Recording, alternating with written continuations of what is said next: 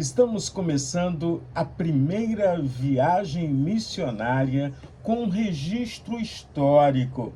E sabe onde está? No livro de Atos dos Apóstolos. Hoje, na caminhada bíblica, a nossa leitura é o capítulo 13 de Atos dos Apóstolos. Você sabe o que é a caminhada bíblica? A caminhada bíblica é a leitura em ordem cronológica. Começamos no Novo Testamento, já fizemos uma caminhada maravilhosa sobre a vida de Jesus e agora estamos com a história da igreja e também as cartas paulinas e as cartas gerais. E iremos fazer essa leitura de forma cronológica, como e quando os fatos aconteceram. Vamos na sequência e vamos observando os detalhes dessa caminhada e eu quero contar com você. Então, o capítulo 13 de Atos dos Apóstolos nos conta a forma como a igreja que estava em Antioquia escolheu Barnabé e Paulo para esta primeira empreitada missionária.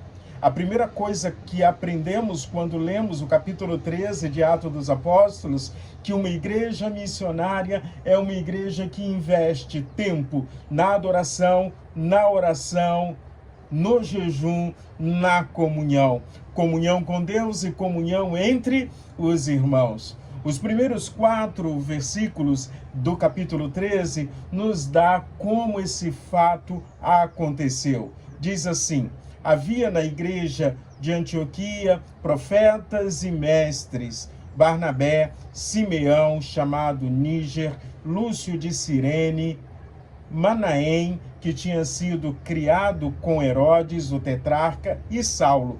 Enquanto eles estavam adorando o Senhor e jejuando, o Espírito Santo disse: separem-me agora, Barnabé e Saulo, para a obra que tenho chamado.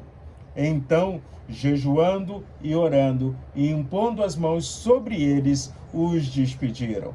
E o primeiro ministério, ou primeira parada, é em Chipre. Afinal de contas, era a terra de Barnabé. Barnabé, natural de Chipre. Então, eles chegam ali em Chipre e começam a evangelizar.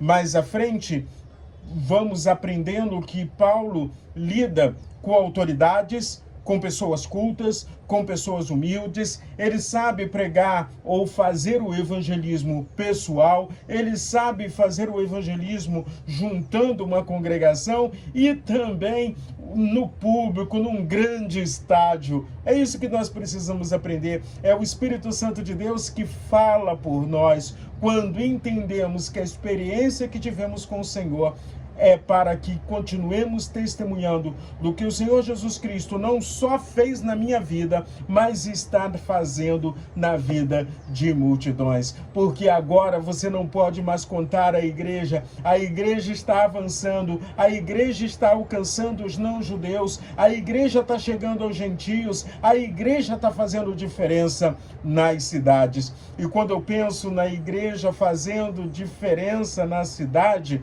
nos versos 43 e 44 de Atos capítulo 13 diz assim: terminada a reunião na sinagoga, muitos dos judeus e dos prosélitos piedosos seguiram Paulo e Barnabé, e estes, falando com eles, o persuadiram a continuar firmes na graça de Deus. No sábado seguinte, quase toda a cidade se reuniu para ouvir a palavra de Deus. Quase toda a cidade. Você já viu isso nos nossos dias? Vamos clamar por um avivamento a começar em nós, para que sejamos instrumento de bênçãos nas mãos do Senhor.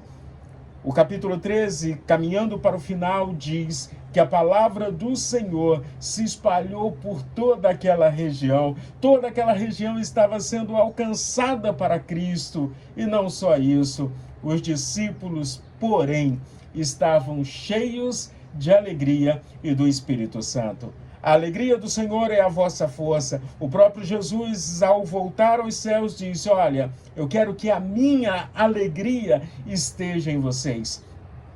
Você tem sentido alegria em sua intimidade com Deus? Você tem sentido alegria em cumprir a missão que o Senhor te deu?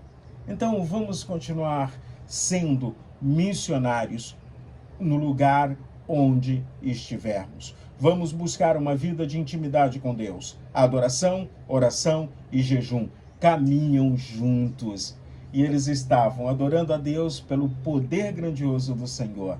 Eles estavam orando ao Senhor para que Deus confirmasse quem seriam aqueles que iriam avançar.